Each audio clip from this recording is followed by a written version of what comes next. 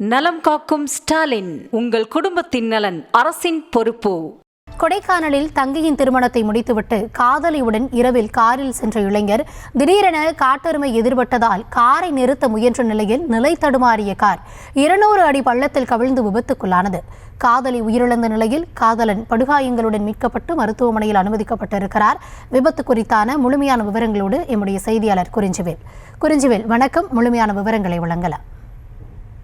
நிச்சயமாக கௌதமி. திண்டுக்கல் மாவட்டம் கொடைக்கானல் அடுக்கம் கிராமத்தை சேர்ந்த ராஜசேகர் என்பவர் நேற்று தனது தங்கையின் திருமண விழாவை முடித்துவிட்டு இதே பகுதியில் இருக்கக்கூடிய சாமக்காட்டு பள்ளத்தில் தனக்கு சொந்தமான தோட்டப்பகுதிக்கு நேற்று இரவு தார் ஜீப்பில் தனது காதலியுடன் சென்றுள்ளார். அப்பொழுது உயரமான சாலை பகுதியில் வாகனம் சென்று கொண்டிருந்த போது எதிரே காட்டெருமை ஒன்று வந்துள்ளது. அதனை கண்ட ராஜசேகர் வாகனத்தை நிறுத்த முயற்சி செய்துள்ளார். ஆனால் இறக்கமான சாலை என்பதால் வாகனம் நிலை தடுமாறி பின்னோக்கி வந்த நிலையில் சுமார் 200 பள்ளத்தில் கவிழ்ந்து விபத்துக்குள்ளானது.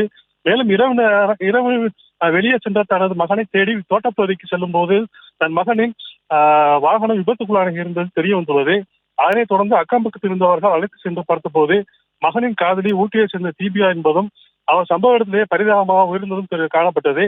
அதனைத் தொடர்ந்து அங்கிருந்தவர்கள் தீபிகாவை மீட்டு மேல்பதிவு கொண்டு வந்தனர். அதே போல பலத்த காயமடைந்த ராஜசேகர் உயிருடன் மீட்கப்பட்டு தோழி கட்டி மேலே கொண்டு வரப்பட்டு ஆம்புலன்ஸ் மூலம் கொடைக்கானல் அரசு மருத்துவமனையில் சிகிச்சை பெற்று வருகிறார். தற்பொழுது தேனி அரசு மருத்துவமனைக்கு மேல் சிகிச்சைக்கு அனுப்பி வைக்கப்பட்டுள்ளார். மேலும் இந்த சம்பவம் குறித்து கொடைக்கானல் காவல்துறையினர் வழக்கு பதிவு செய்து விசாரணை மேற்கொண்டு வருகின்றனர். தனது தங்கையின் திருமண விழாவிற்கு வெளியூரில் இருந்து வந்த அண்ணன் காதலி பரிதாபமாக உயிரிழந்த சம்பவம் இந்த பகுதியில் பெரும் சோகத்தை ஏற்படுத்துவது குறிப்பிடத்தக்கது. கௌதமி, விவரங்களுக்கு நன்றி குறிஞ்சிவேல்.